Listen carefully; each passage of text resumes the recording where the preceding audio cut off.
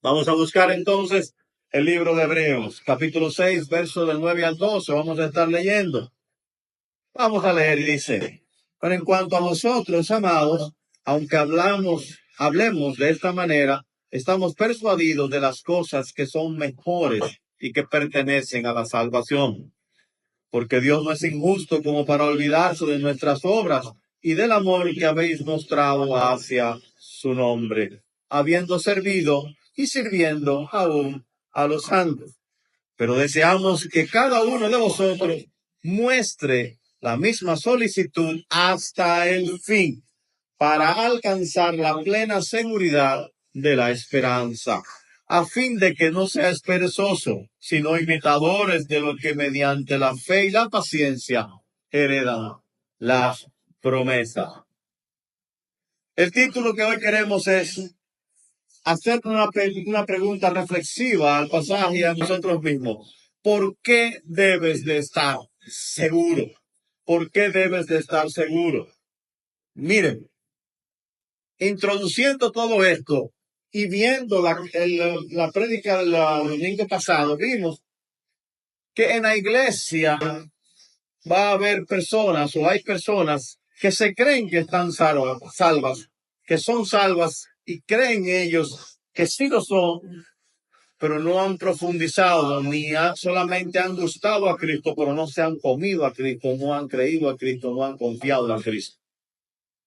Esas personas son incrédulas, aunque hayan gustado de todos los bienes, de todas las cosas religiosas, vamos a decir así, se le ha presentado la palabra, han visto milagros, han visto lo que Dios ha hecho a través de la historia, pero aún así no confían plenamente en Cristo, poniendo su esperanza en otras cosas. Y esto es importante traer a la memoria, porque cuando vemos una parábola que se da en Mateo 13, versos 24 al 52, es esa parábola que Jesús menciona de que Dios sale a sembrar en un campo trigo fértil, para que creciera bonito, que creciera bendecido, creciera fructífero. Pero en la noche, dice la parábola, sale alguien malintencionado y al trigo le siembran cizaña. Esa cizaña es igualita al trigo. Cuando usted pone la cizaña y el trigo, hay una diferencia una y otra. La única diferencia es que cuando usted muele el trigo, le salen las semillitas del trigo. Pero cuando muele la cizaña, son así. No tiene nada. Entonces, esto se hace para ilustrar la realidad que existió en aquel entonces y existió también en el pueblo de Israel, existió en los tiempos de Cristo y sigue existiendo actualmente en nuestras vidas y en la vida de la iglesia, donde hay personas que son trigos, o sea, que son salvas, que han recibido la palabra, que han confiado en Cristo completamente, que lleva a Dios. Pero también de otro lado hay personas que se creen salvas, que tienen esa confianza de que sí lo son, pero en su interior tienen un corazón orgulloso, un corazón que no ha sido justificado y que no creen plena y únicamente en el Hijo de Dios. Y ese es el tema. Ese es el tema que viene a la mente al autor.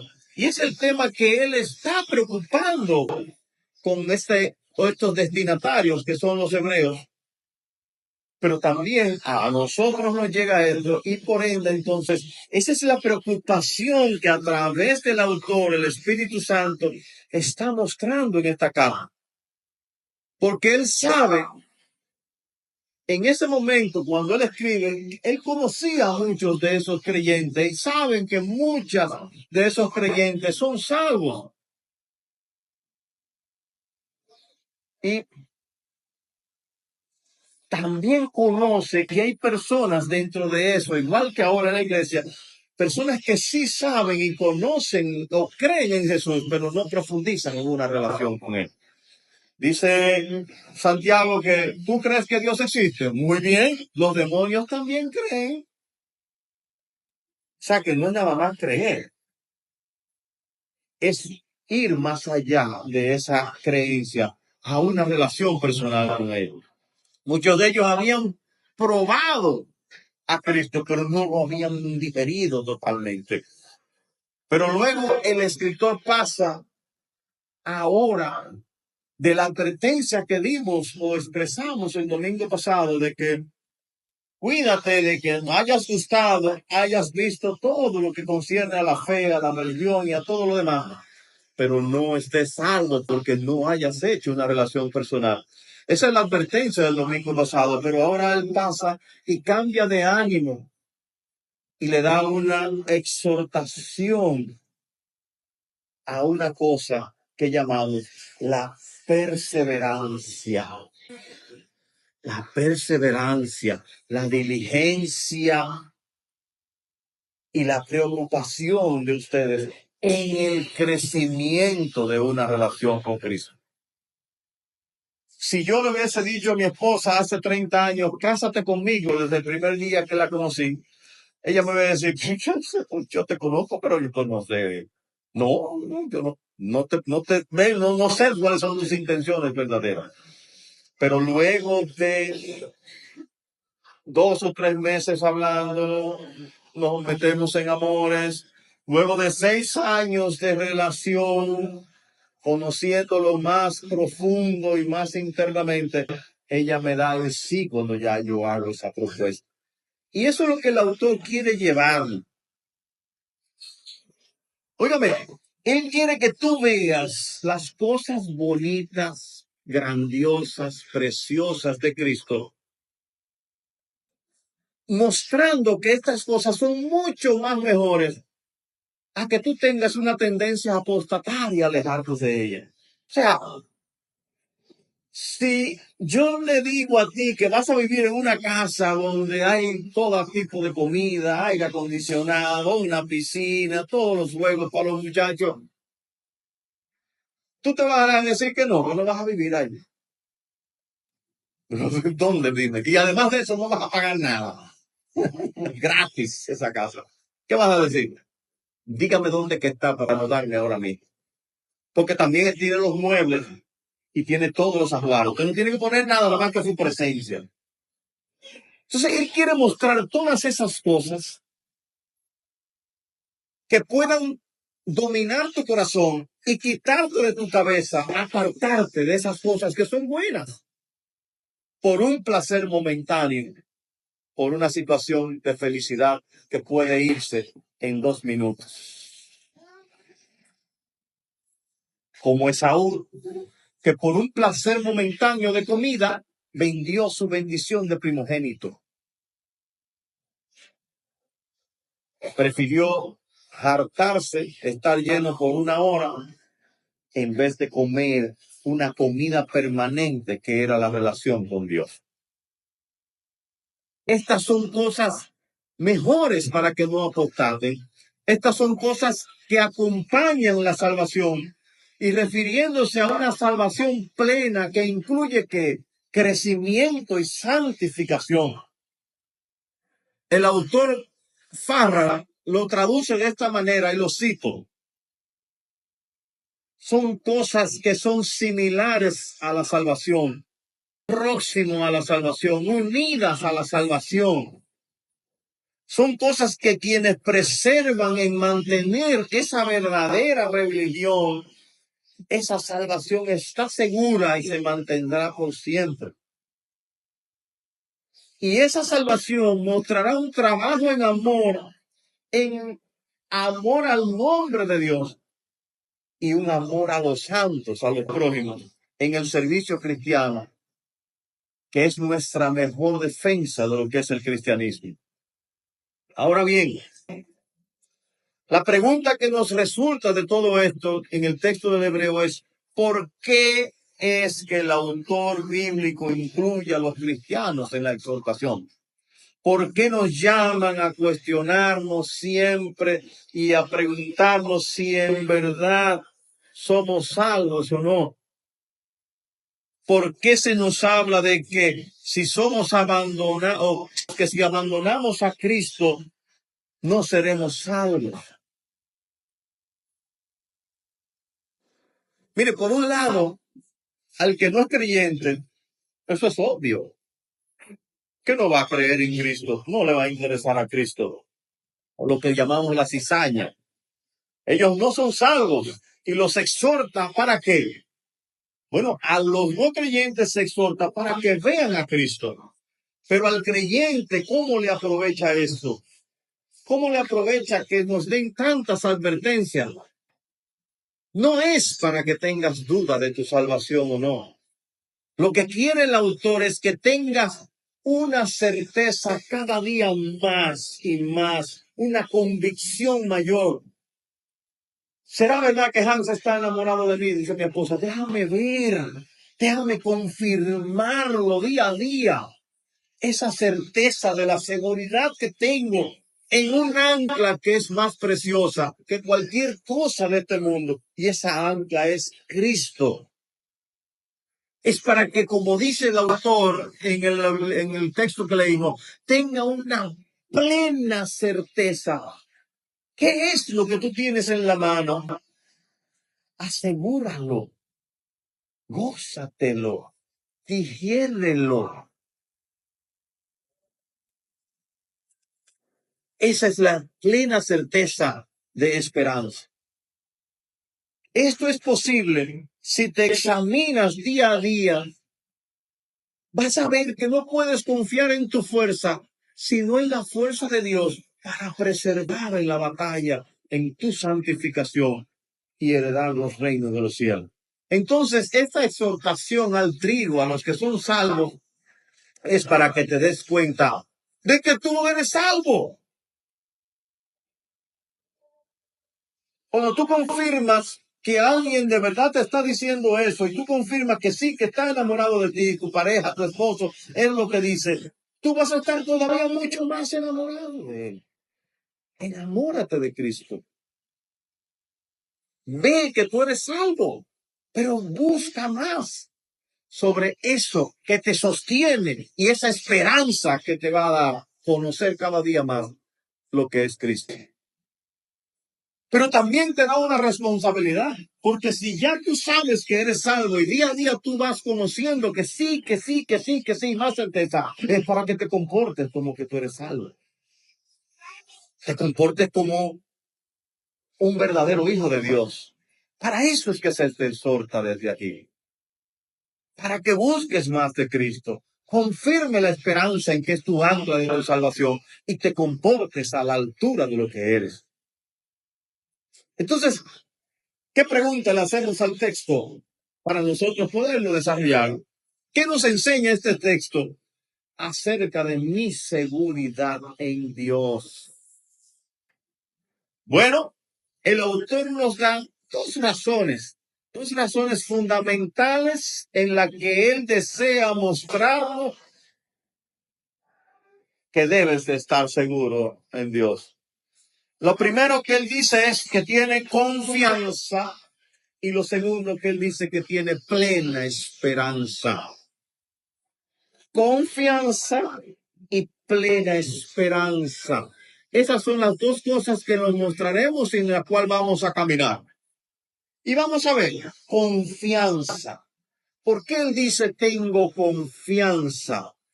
Vamos a ver en el verso 9 y 10. Dice, pero en cuanto a vosotros, amados, aunque hablemos de esta manera, o sea, aunque le estoy hablando duro, estamos persuadidos de las cosas que son mejores, que pertenecen a la salvación. Porque Dios no es injusto como para olvidarse de vuestras obras y del amor que habéis mostrado hacia su nombre, habiendo servido y sirviendo aún a los santos.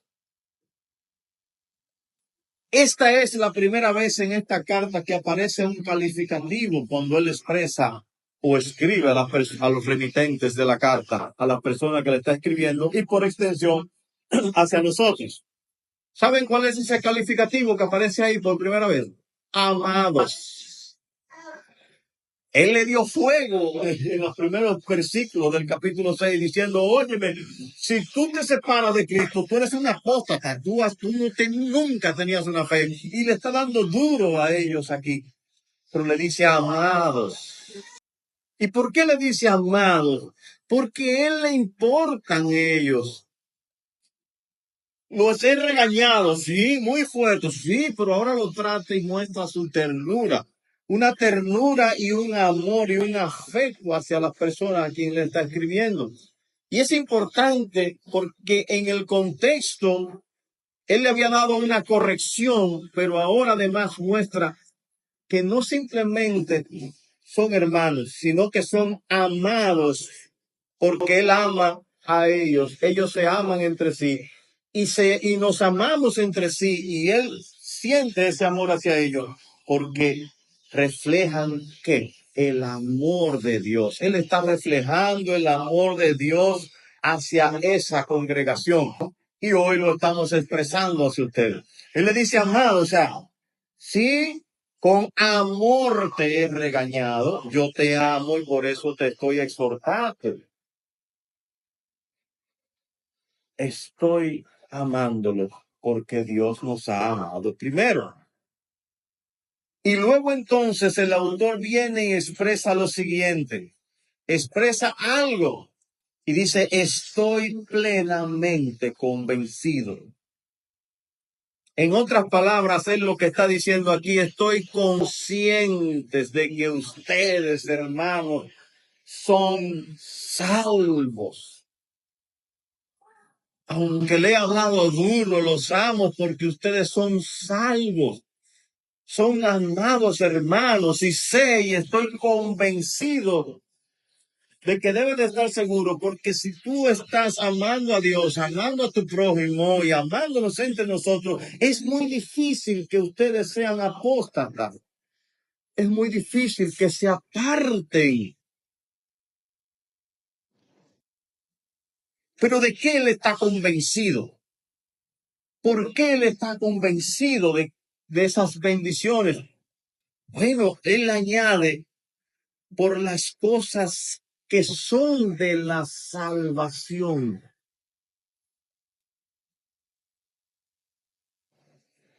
Él dice, como ustedes son creyentes, conocen las cosas que son añadidas en la salvación y saben que son mejores, entonces no van a separarse de esa salvación, no se van a separar de Cristo. ¿Y cuáles son esas cosas que vienen con la salvación? Mire, ¿qué es la salvación? La salvación es algo estático. La salvación tiene, vamos a decir, un proceso. ¿Y por qué un proceso? Porque sí, somos justificados en un punto de nuestra creencia. Usted cree en Dios, cree en Cristo, es justificado. Ahí dice que usted nació de nuevo y que es salvo. Pero lleva un proceso la salvación que es dinámico, que se llama la santificación. Porque no de una vez usted va a dejar toda la costumbre que usted tenía. Poco a poco usted se va a ir alejando del pecado, de las acciones que usted hacía y de la vida anterior.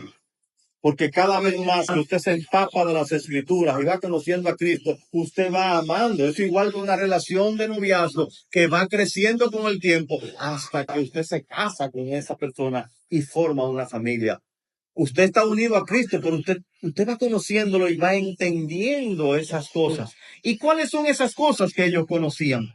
Bueno, acompáñenme al libro de Efesios, el capítulo 1, y vamos a leer del verso 3 al 14. Y vayan a ver todo lo que hay ahí de las bendiciones que acompañan la salvación. De eso era que ellos tienen que estar convencidos. Y de eso era que ellos estaban convencidos. Dice así, bendito sea el Dios y Padre de nuestro Señor Jesucristo, que nos ha bendecido con toda bendición espiritual en los lugares celestiales en Cristo, según nos escogió en Él antes de la fundación del mundo, para que fuésemos hechos santos y sin manchas delante de Él en amor. Nos predestinó para adopción como hijos, para sí, mediante Jesucristo, conforme al beneplácito de su voluntad, para alabanza de la gloria de su gracia, que gratuitamente ha implantado sobre nosotros o impartido sobre nosotros.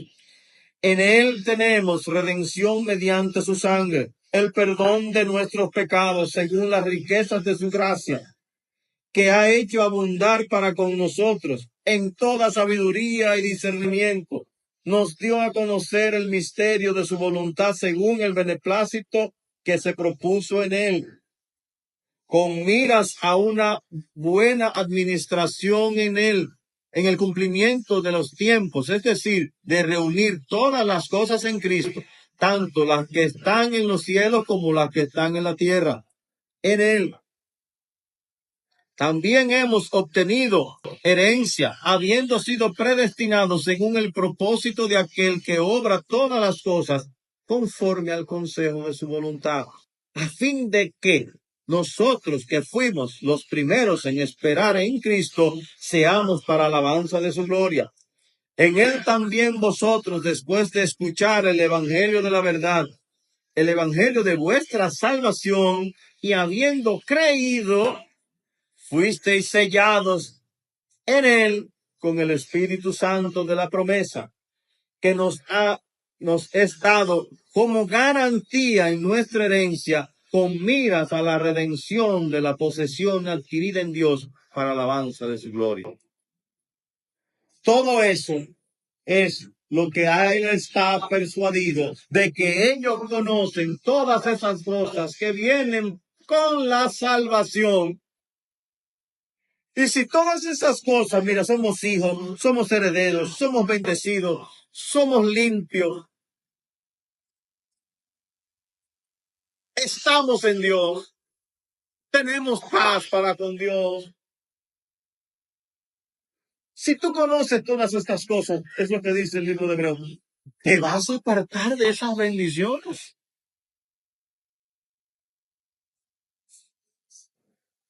Esa es lo que él se persuade, las cosas que la salvación le trae.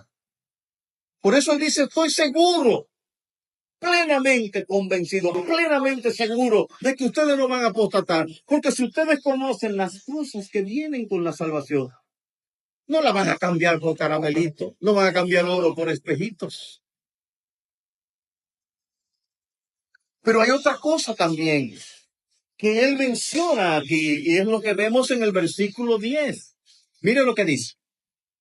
Porque Dios no es injusto como para olvidarse de vuestra obra y del amor que habéis mostrado hacia su nombre, habiendo servido y sirviendo aún a los santos. ¿Por qué él está persuadido? Pues dice, ustedes conocen las cosas que vienen con la salvación, pero ahora le dice que apela al carácter de Dios. Dice, Dios no va a ser injusto. Todos los autores bíblicos siempre te ponen la mirada, mira, apela a Dios. Dios no cambia. No te va a dar una promesa y te la va a quitar de una vez.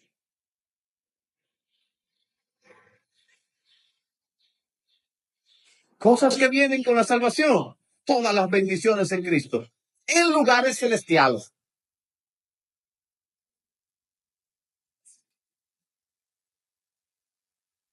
Un paréntesis, porque hablaba esta mañana. Y cuando vemos, Pablo está dando esa clase en el Génesis y vemos que dice, en el principio Dios creó los cielos y la tierra. Y la tierra estaba como desordenada y vacía. Si la tierra estaba así y la Biblia no nos dice nada del cielo, ¿cómo está el cielo entonces? Ordenada y llena. ¿Verdad que sí? Nosotros somos la tierra. ¿Qué estamos? Desordenados y vacíos. ¿Qué nos da Dios? Llenura y orden. Él está persuadido porque Dios no es injusto. Dios no va a ver las obras que has hecho en el Evangelio y va a decir, tú no te mereces, o sea, tú no eres salvo. No, no, no, no. Te va a quitar la promesa. No, no. ¿Y cuáles son esas obras? Porque muchos dirán, bueno, no, mira, por obra yo me salvo. No, no, no. Recuerden que Efesios 2 dice que no somos salvos por obras para que nadie se gloríe.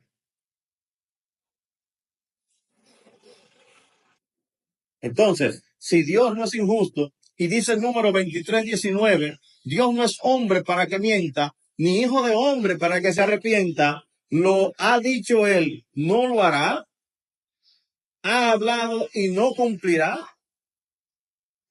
Y dice Efesios 6:18, que lo vamos a ver la semana que viene, a fin de que por dos cosas inmutables en las cuales es imposible que Dios mienta. Entonces, si Dios no es injusto y yo conozco las obras de la salvación y son mejores que lo que me ofrece el mundo, y Dios sabe que no me voy a ir por eso, y estoy trabajando en el reino, entonces Dios no es injusto. El que cree y se acerca a Dios tiene que creer en Dios y saber que Dios es galardonador de todo el que se acerca en su nombre. Pero entonces, él en segundo punto está garantizando que esa salvación de cada creyente está en el carácter de la inmutabilidad de la promesa de Dios. Y como entonces no somos salvos por obra, pero si tú eres salvo, y dice ahí en el verso 10 que hemos mostrado amor hacia su nombre, dígase hacia el nombre de Cristo, ¿cuáles son las obras que nosotros debemos hacer como cristianos? Juan 15:12 dice, y este es mi mandamiento, que se amen los unos a los otros como yo los he amado. Obras de amor unos a otros. Si tienes el don de profecía y entiendo todos los misterios y poseo todo conocimiento, y si tengo una fe que logra trasladar montañas, pero me falta amor, no soy nada, dice Primera de Corintios 13:2. Pero debemos demostrar amor. Esa es una de las obras que debemos de hacer. No amor nada más a Dios. La Biblia nos dice que debemos demostrar amor entre nosotros. Pero miren lo que dice Primera de Pedro 2:9.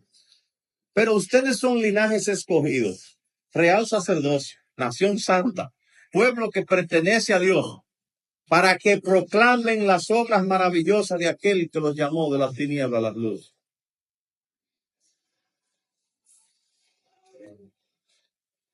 Entonces, hermanos, en otras palabras, este punto está presentando el escritor ahí de que él confía plenamente de que ellos son salvos porque están presentando esas obras en respuesta al amor hacia Dios.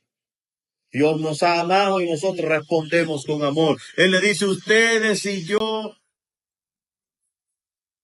respondemos.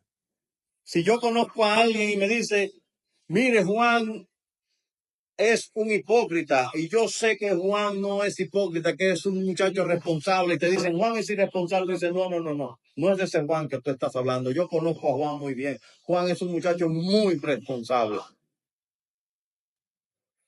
Entonces él está viendo las obras de ellos, las obras en amor, sirviendo a los santos, antes, durante y después, pero también un amor al nombre de Dios.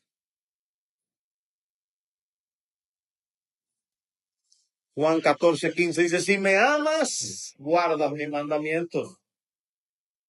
Si muestras el amor hacia Cristo, vas a guardar tus mandamientos. Si muestras el amor de Dios en ti, vas a amar a tu prójimo como a ti mismo. Esa es la obra de fe que ellos estaban mostrando. Y eso es otra garantía de por lo cual el autor está persuadido de que ellos eran salvos y de que tienen que estar seguros que son salvos.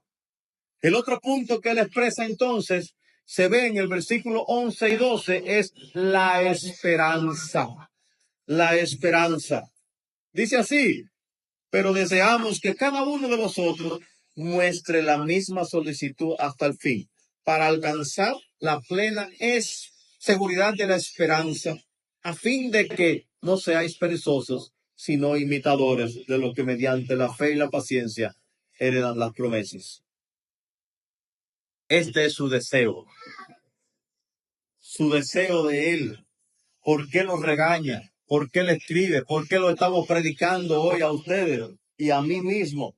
Porque el deseo del autor es que mostremos la misma solicitud de amor a Cristo hasta el final.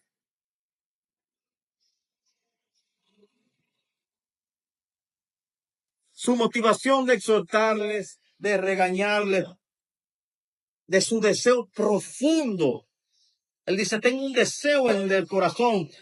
Dice, sí, yo lo regañé fuerte. Sí, quizás lo entristezca con estas palabras.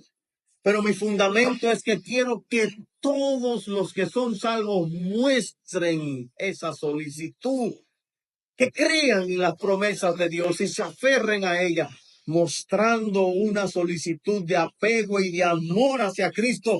No un tiempo, no, hasta el final de sus días, hasta que te mueras.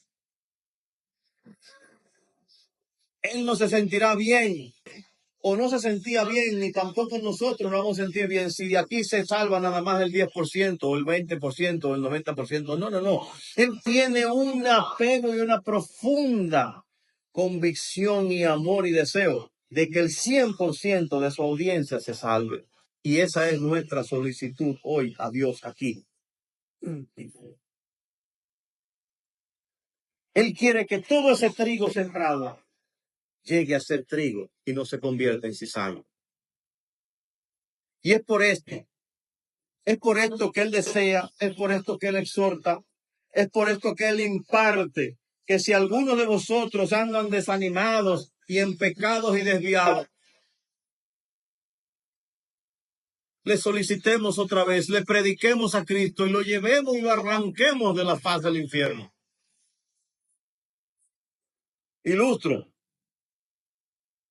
Hay muchos cristianos que al principio y mucho tiempo andan solícitos, amando a Dios, buscando, están en todas las cosas de la iglesia, leyendo la palabra, y usted le pregunta de un versículo y se acuerda, y de un momento a otro usted lo ve que andan apagados, tú lo llamas, mira, hoy hay culto, ay, mira, que tengo una cosa que no puedo ir, que está la reunión de oración, se me presentó una diligencia. Siempre tienen una excusa y dicen, pero qué raro, ¿qué es lo que pasa con Juan? Que Juan estaba siempre ahí. ¿Y por qué ahora? Para eso es que el autor nos está hablando.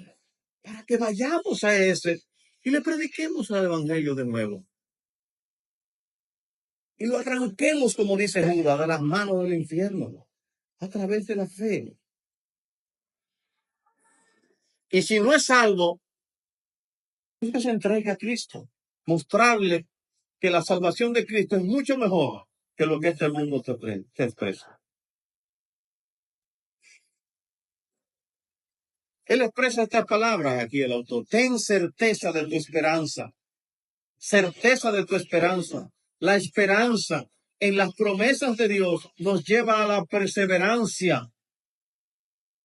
No te canses, te está diciendo el autor, de buscar a Cristo. No te canses de hacer el bien, a fin de que no seas perezoso. Si te cansaste de hacer el bien, si te cansaste de buscar a Cristo y baja tu ánimo, te vas a volver perezoso. Pero él dice, no, no te hagas perezoso, sino que vuélvete un imitador de los que mediante la fe y la paciencia heredan las promesas. Imita la fe de Cristo, te está diciendo el autor.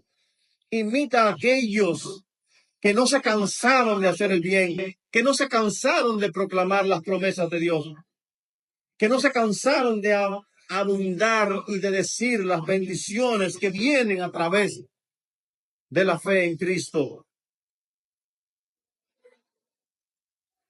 Que no te canses, que si has visto la obra salvadora de Cristo, entonces síguete esforzando hasta el fin. Dios preserva a sus hijos, sí, pero si alguien no está perseverando en el trabajo para el reino, entonces debemos de ir tras él, porque es muy probable que se esté perdiendo en el mundo. Es muy probable que no sea salvo. Debemos de estar vigilantes a nosotros mismos y a los demás hermanos. ¿Cómo concluimos? Bueno, estas palabras deben de estimularnos a una diligencia más férrea, más firme en contra y para prevenir nuestra apostasía, para que no te vayas del reino de los cielos. Pero también de manera negativa es eso. Nos advierte, mira, no te vayas allá porque te vas a perder. Pero de manera positiva nos está diciendo, mira todas las esperanzas que vienen con la salvación, todo lo que leímos ahorita en Efesios 1. Mira que Dios no es injusto para olvidarte de que tú has trabajado en el reino a favor del reino. Apelan al carácter de Dios, que es inmutable y que mantiene su promesa, que no es hombre para mentir. ¿Qué te hace eso? Aumenta las esperanzas. Y esa buena esperanza es la que te ayuda a perseverar hasta el final. Estos son dos grandes estímulos en el camino de tu deber. Debes de tener una esperanza libre y abiertamente de que debes de perseverar hasta el final. Y debes de tener esa esperanza con tus hermanos, como dice él. Pero amados, estamos persuadidos de cosas mejores en cuestiones de ustedes. Hay cosas que acompañan a la salvación, cosas que nunca se van a separar de la salvación, cosas que demuestran que la persona está en un estado de salvación y que es el resultado para una salvación eterna.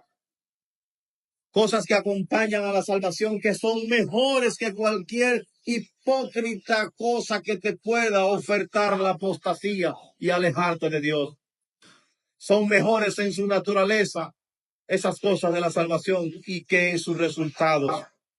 Es nuestro deber esperar buenas obras de aquellos en quienes están siendo salvos y son salvos ya.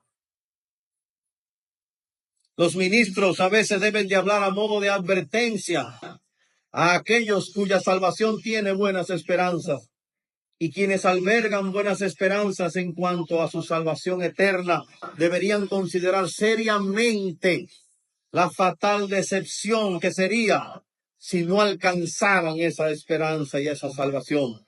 Por lo tanto, deben de trabajar con temor y temblor para el reino de Dios.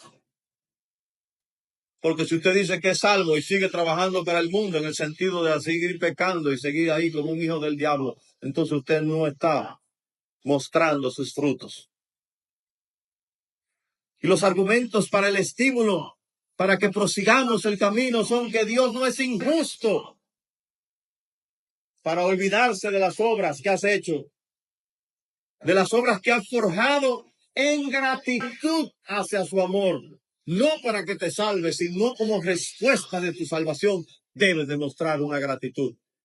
Porque si yo te ayudo a salir de la cárcel pagándote una deuda de miles de millones de dólares, ¿cómo vas a estar conmigo? Muy agradecido, no vas a encontrar dónde ponerme.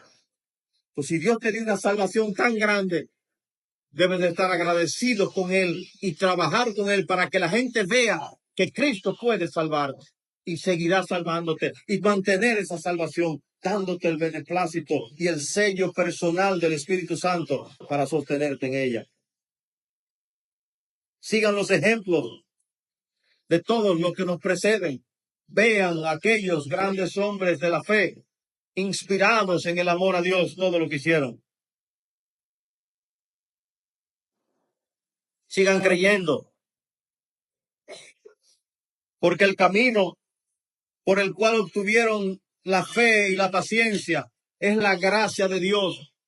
Gracia de Dios que es implantada en su alma para que manifiesten una acción y un ejercicio en sus vidas en buenas obras.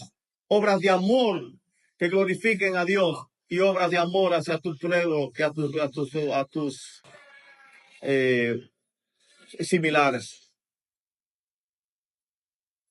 Si esperamos heredar con ellos, debemos de seguir el mismo camino de fe y paciencia, convencidos en las promesas que son tu esperanza y demostrando tu amor hacia el prójimo y hacia Cristo con tus buenas obras. Y esas buenas obras, ¿cuáles son? Fruto de labios que confiesen su nombre.